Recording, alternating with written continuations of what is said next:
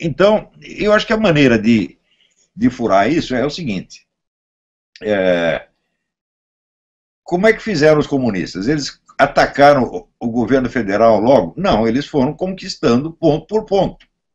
Um sindicato, uma escola, uma igreja, uma clínica, e assim, então foram lutando na escala pequena. E é isto que o pessoal liberal conservador não está entendendo o que é preciso fazer. Eles querem atacar direto, vamos derrubar o PT. Não é assim, meu Deus do céu. Você vê que no Brasil atual, por exemplo, os estudantes, eles morrem de medo dos seus professores. Ficam ali como coelhinhos assustados na frente do professor, depois saem para a rua gritando fora Dilma. É muito desproporcional. Se você não consegue vencer a briga na escala, vou dizer, do seu meio próximo e imediato, não adianta você querer arrumar uma briga muito maior. Primeiro que você não está adquirindo prática. Você vê, as lideranças políticas no Brasil sempre foram formadas na militância estudantil. Você vê quem está na liderança do movimento estudantil hoje é quem vai estar no governo amanhã ou depois. Como aí, Zé Dirceu, Zé Serra, Rui Falcão, o próprio FHC, todos eles passaram pela militância estudantil e ali adquiriram prática. Ora, o pessoal liberal conservador está querendo pular uma etapa indispensável. E está querendo, vamos dizer, atuar só na esfera da política oficial, de cima. A política não está em Brasília, a política está na sociedade, está no fundo da sociedade. Então é preciso criar raízes ali, e isso se cria organizando a massa, assim, em cada quarteirão, em cada igreja. É isso que está faltando. Agora, vocês, maçons, vocês estão muito bem posicionados para fazer isso, porque tem maçom em tudo quanto é lugar. Você não tem uma cidade do interior que não tenha lá. Se não tem uma loja lá, pelo menos tem um ou dois maçons lá. Então, eu acho que nesse trabalho vocês podiam fazer uma parte importantíssima, que parece modesta e até invisível, mas que é essencial, que é, vamos dizer, derrubar esse pessoal comunista, não do governo direto, mas das suas bases na sociedade. O senhor sabe, professor, que esse, dentro da nossa agenda, nós temos essa meta de ter pelo menos um líder do movimento em cada município do Brasil, porque existe sim, nos 5.580 municípios do Brasil, tem uma loja maçônica pelo menos, né? Então a gente está buscando essa abrangência de ter maçons trabalhando junto com a sociedade em cada um dos 5.580 municípios do Brasil. Exatamente nessa direção que o senhor está falando, porque nós não somos um movimento de levar multidões para as ruas, mas sim a gente pode trabalhar na base da sociedade, que é aí que eu acho que é a grande contribuição que a gente pode dar. Então, o problema com os novos movimentos de protesto anticomunopetistas é que todos eles saltaram etapas. Eles saíram do nada, eles saíram de uma reação popular espontânea. Em março de 2015, quando começou o pessoal a ir às ruas, eu falei para o pessoal desses movimentos, olha, é agora o momento que vocês têm de organizar a militância. Vocês peguem todas as pessoas que você encontrar na rua, né, e criem uma rede de contatos para criar raízes nas entidades populares, nas entidades da sociedade civil, como o pessoal chama. Mas não, eles quiseram ir direto para Brasília, né? Ora, se vai para Brasília, então veio aquela malfadada Marcha para Brasília. A Marcha para Brasília transferiu a iniciativa da massa para os políticos. Ora, a classe política, que o povo detestava, o povo tinha nojo da classe política, ela só pensa em si mesma. Ela só pensa em manter os seus cargos. Então eles podem até ficar contra o PT, se for necessário, mas visando, em primeiro lugar, a sua própria vantagem. Então, por exemplo, agora eles podem até fazer o impeachment da Dilma. Se não dá para salvar a Dilma, tá bom, entrega a Dilma para os leões, não tem problema. Mas eles não vão destruir o PT, não vão destruir o Foro de São Paulo, não vão suprimir a ideologia de gênero das escolas, não vão suprimir o desarmamento civil, isso não vão fazer nada que o povo quer que faça. Então, vou entregar a Dilma só para dar uma satisfação, e no dia seguinte está lá todos aqueles velhos políticos, aquelas velhas raposas, tudo ladrão, batendo no peito, cantando hino nacional e dizendo que são os grandes heróis do momento. E isso nós não podemos permitir que aconteça. Né? Nós temos, vamos dizer que, Se os políticos nos dão algum apoio, ótimo, mas eles não podem estar na liderança. Quem tem que estar na liderança é gente como vocês, que ninguém conhece e que está lá no meio do povo.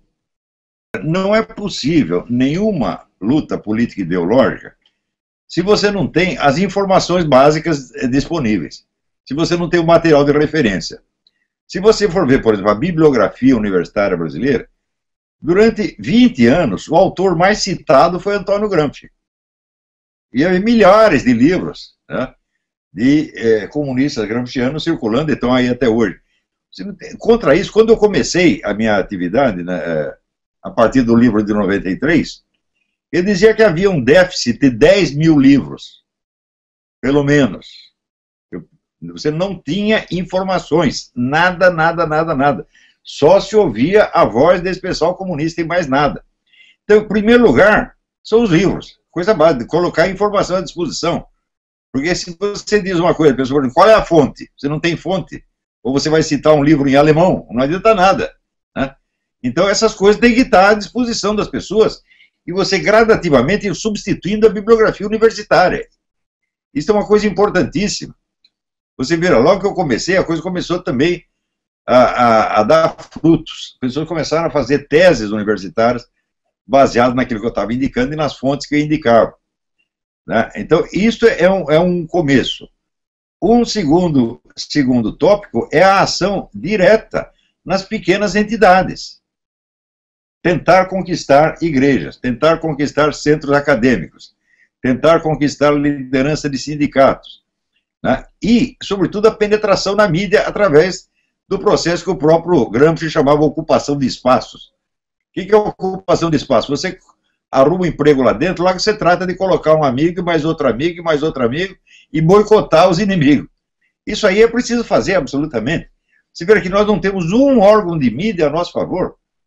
Quer dizer, é uma vergonha, com 90% do país revoltado com o governo comunopetista, você não tem um jornal diário que seja contra eles, nenhum.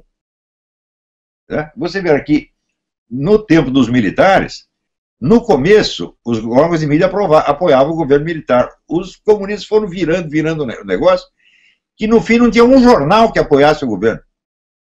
Levou muito tempo para fazer isso. É um trabalho discreto, né? Discreto ao ponto de ser imperceptível, mas é o que nós temos de fazer. Não é isso? Então, também, vamos dizer, lutar pelo seguinte: se não for possível ocupar nenhum órgão de mídia, então que se crie um outro. O Brasil precisa de um jornal diário, liberal conservador, o quanto antes. Então, se tem acesso a empresários, então, não, vamos juntar dinheiro e fazer isso. Isso é uma coisa básica. Para todas essas atividades, o nosso pessoal não tem prática. Esse é que é o problema. Então, nós temos que aproveitar esta brecha, tá certo? E desmascará-los de vez. Ora, desmascarar de vez, eu sempre penso assim, não é discutir ideias. Nós não vamos discutir modelos de sociedade, dizer que o capitalismo é melhor que o socialismo. Não. Nós temos que pegar pessoas. Não se trata de destruir ideias, mas de destruir a carreira e o poder de pessoas. Então, você ir direto, assim, sem respeito, isso é muito importante. Vou contar uma coisa para vocês. Uma vez eu tive um debate com 2 senadores petistas na TV Gaúcha. E eu falei umas coisas lá do então governador Olívio Dutra, e eles disseram, mas o senhor está desrespeitando o nosso governador. Eu falei, não é que eu estou desrespeitando, eu não o respeito mesmo. Porque ele deu uma entrevista dizendo que ele era, aos 20 anos de idade, ele era campeão de masturbação. Fazia um campeonato de masturbação. Ele não fazia isso aos 12 anos de idade, fazia aos 20, já homem feito. Quer dizer, como se pode respeitar uma porcaria dessas? Pronto, com isso acabou a carreira do Olívio Dutra, meu Deus do céu. Todo mundo fica com medo de andar do lado dele. E é isso que a gente tem que fazer, que a pessoa fique com medo, né, de aparecer com o Lula, com a Dilma no restaurante, ou com essa gente tudo, né, aparecer em público com eles. Nós temos que pegá-los pelo lado mais grotesco da sua conduta. Não é isso? Por exemplo, aquela história do Lula com as cabritas. O homem que diz que tem saudade do tempo em que os meninos faziam sexo com cabritas. Ora, toda vez que o Lula aparecer em público, Tem que perguntar para ele, você ainda gosta de cabrita? É? Você ainda tem esse vício maligno? É? O pessoal não explora isso. Quer dizer, o sujeito dá a cara a tapa e o pessoal não bate. Levanta a bola e ninguém está chutando, né?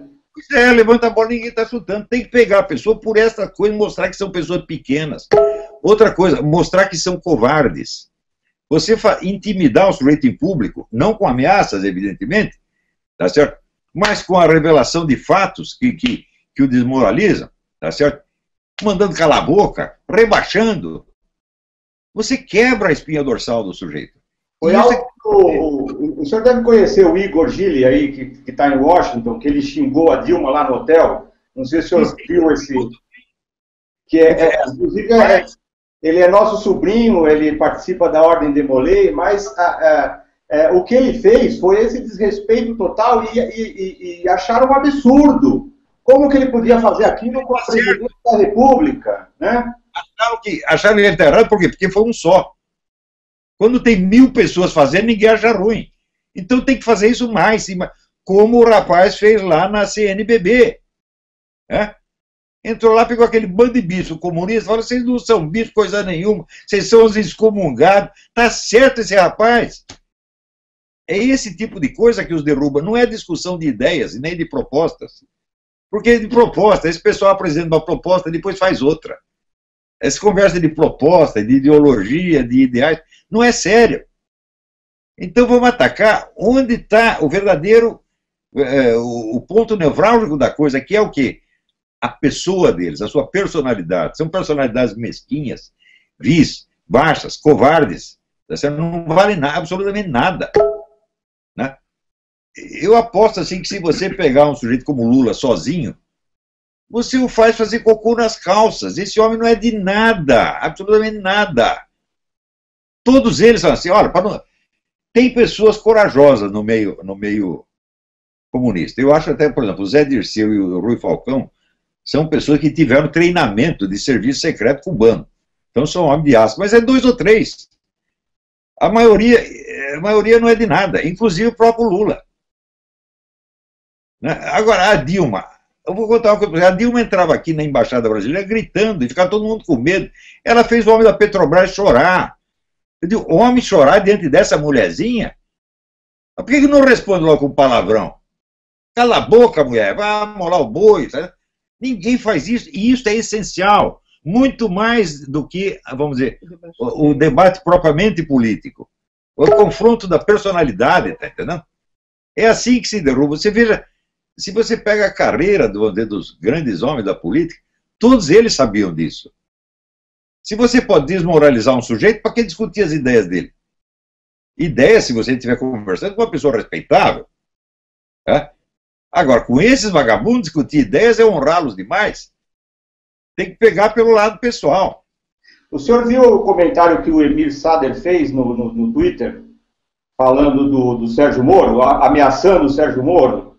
Nós respondemos para ele, vai ameaçar o Sérgio Moro? Pode vir que a gente está pronto para defender. Então, alguém tem que pegar esse sujeito, né? E você veja, com perdão da expressão, eu já chamei o Emir Sader de vigarista de bosta. O que ele fez? Nada. Ficou quietinho no canto dele. É assim que se faz. É? Então, chegar, você fica ameaçando, não vai acontecer nada, você é um covardão, você é um fracote, não me amole, né? É assim que tem que ser. Agora, que ele tem que pagar por ter falado isso, tem, porque isso aí é pressionar a justiça, ameaçar a justiça. Então o Sérgio Moro tem que meter uma ação em cima dele e fazer alguma coisa. Mas nós também podemos fazer algo. Agora, tem que ser na base assim, da humilhação impiedosa. Porque eles fazem isso com os outros. Isso é a regra de Lenin. Não se discute para refutar as ideias do adversário, mas para destruí-lo. Então nós temos que fazer eles provando o próprio veneno.